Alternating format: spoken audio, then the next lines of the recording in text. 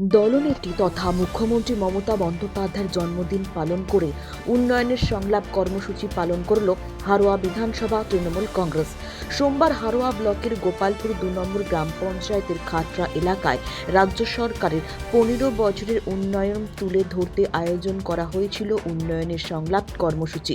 এদিন দুপুর 1টা নাগাদ স্থানীয় খাটরা প্রাথমিক বিদ্যালয় প্রাঙ্গণে কেক কেটে এবং মমতা বন্দ্যোপাধ্যায় দীর্ঘায়ু কামনা করে উন্নয়নের সংলাপ কর্মসূচি শুরু হয়। এরপর খাটরা এলাকায় বাড়ি বাড়ি গিয়ে স্থানীয় গ্রামবাসীদের সঙ্গে উন্নয়ন নিয়ে কথা বলেন তৃণমূল নেতৃত্ব। পরে বিকেল 4টে নাগাদ আমটা বাজারে বিভিন্ন ব্যবসায়ীদের হাতে উন্নয়নের পাঁচালী রিপোর্ট কার্ড তুলে দেন উপস্থিত তৃণমূল নেতৃত্ব। মসজিদ এবং মন্দিরেও যায় প্রতিনিধি দল। এই দিনের এই কর্মসূচিতে উপস্থিত ছিলেন হারোয়া পঞ্চায়েত সমিতির সভাপতি রেখা মাহালি, বারাসত 2 নম্বর পঞ্চায়েত সমিতির সভাপতি মানোয়ারা বিবি, হারোয়া 1 নম্বর ব্লক তৃণমূল কংগ্রেস সভাপতি শফিক আহমেদ, দাঁতপুর পঞ্চায়েতের উপপ্রধান আব্দুল হাই, ইফতিকার উদ্দিন, ওয়াসিফ উদ্দিন সুমন সহ গোপালপুর 2 নম্বর অঞ্চলের তৃণমূল নেতৃত্ব। উপপ্রধান আব্দুল হাই বলেন, আমরা 5টা বুথে গিয়েছি, মানুষের সঙ্গে কথা বলেছি, মানুষের কাছ থেকে ভালো সাড়া পেয়েছি। মানুষের সঙ্গে কথা বলতে পেরে আমরা বুঝতে পেরেছি মমতা বন্দ্যোপাধ্যায়ের উন্নয়ন বাড়ি বাড়ি পৌঁছে গিয়েছে। বারাসত 2 নম্বর পঞ্চায়েত সমিতির সভাপতি মানোয়ারা বিবি বলেন, উন্নয়নের সংলাপ কর্মসূচিতে এসে এই এলাকায় আমরা সম্প্রীতির আলো দেখতে পেয়েছি। তৃণমূল কংগ্রেস বিজেপির মতো চক্রান্ত করে না। মমতা বন্দ্যোপাধ্যায় যে কথা বলেন সেই কাজটাই করেন। ইফতিকার উদ্দিন, ওয়াসিফ উদ্দিন সুমন বলেন, সাফল্য থাকলে তার পেছনে মানুষ থাকবে। এখানে মানুষের উপস্থিতি, স্বতঃস্ফূর্ততা এবং তাদের সঙ্গে কথা বলা এবং গ্রামবাসীদের সরকার সম্পর্কে সদর্থক কথা বলা, এটা দিয়ে প্রমাণ হচ্ছে যে আমরা ঠিক জায়গায় আছি। আপনার সন্তানকে মিশনে ভর্তি করতে চান?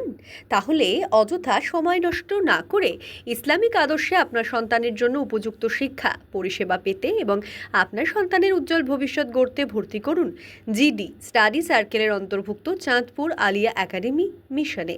উচ্চ মাধ্যমিক স্তরের এই মিশনে 5ম শ্রেণী থেকে 9ম শ্রেণী পর্যন্ত ভর্তি চলছে। ভর্তির জন্য স্ক্রিনে দেওয়া মোবাইল নম্বরে আজই যোগাযোগ করুন। তুলনামূলক কম খরচে যথাযথ পরিষেবা প্রদানের জন্য আমাদের প্রতিষ্ঠান প্রতিশ্রুতিবদ্ধ। ভালো লাগছে যে আমরা তৃণমূল কংগ্রেসের কর্মী এবং তৃণমূল কংগ্রেসের যত কর্মীবৃন্দ আছে তারা আজকের এখানে এসে আরেকটা আমাদের ভালো লাগলো।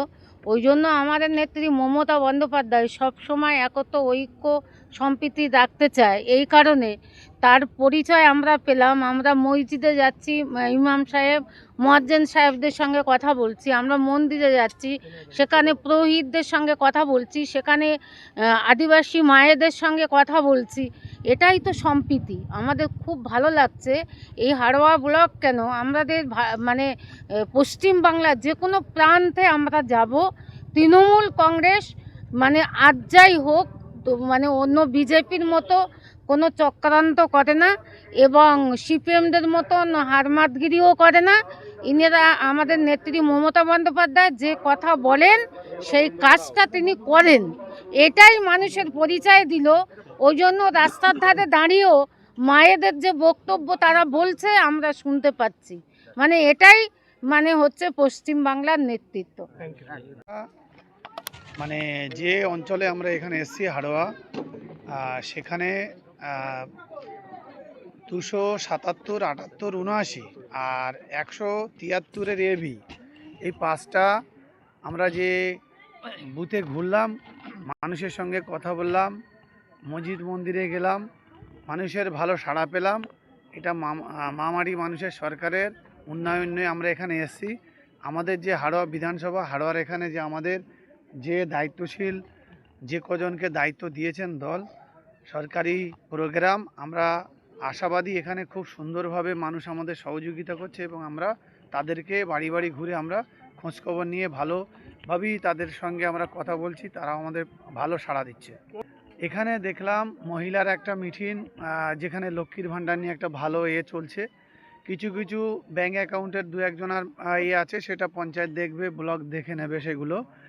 আর আমরা যেখানে মন্দির বা মসজিদে গেলাম, সেখানে সমগ্র যেসব মানুষ আছে, ইমাম সাহেব আছে, পুরোহিত ভাইরা আছে তাদের সঙ্গে কথা বলেছি এবং রাস্তা দিয়ে আসতে যত মানুষ আছে তাদের সঙ্গে ভালো কথা বললাম।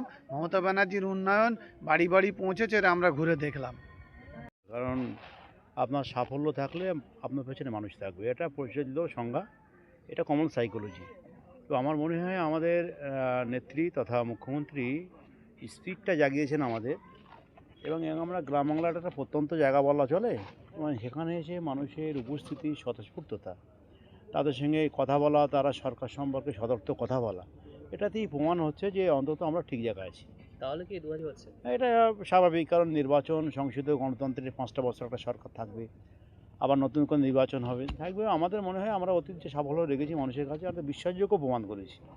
মাননীয় মুখ্যমন্ত্রী মমতা বন্দ্যোপাধ্যায় চতুর্থবারের তার ওই জায়গায় আসা শুধু সময়ের অপেক্ষা। একদিকে তো যারা আমাদের এখানে দল আছে তারা তো জানে যে আমাদের যা ক্যাডার, বুথভিত্তিক যে সংগঠন, বুথের লোক যা আছে, অঞ্চল, ব্লক বা শহরে যার নেতৃত্ব রয়েছেন, তারা এত সুচারুভাবে, সুন্দরভাবে মানুষের সঙ্গে মিশে আছেন, এই ভেদ ভাঙা খুব কঠিন।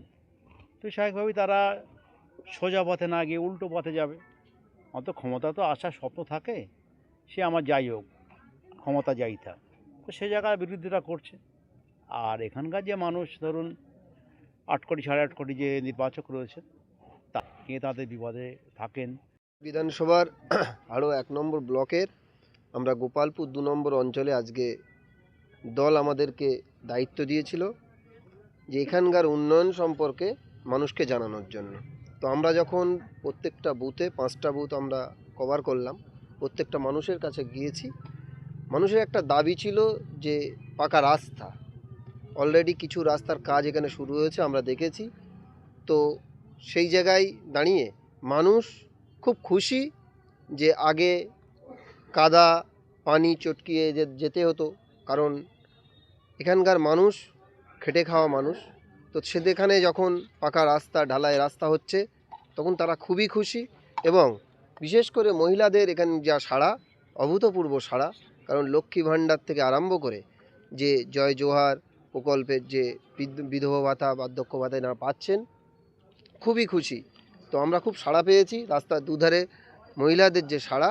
আমরা মনে করি যে 26-এ যে নির্বাচন, তাতে তৃণমূলের সরকার 100 গুণ এগিয়ে আছে বিরোধীদের থেকে। বিরোধীদের এখানে কোনো জায়গাই নেই। আমরা মনে করি যে তৃণমূল ভোটের আগেই জিতে আছে। আপনার নাম? সৈয়দ ওয়াসিফউদ্দিন সুমন। আমি বসিরহাট যুব তৃণমূল কংগ্রেসের সম্পাদক।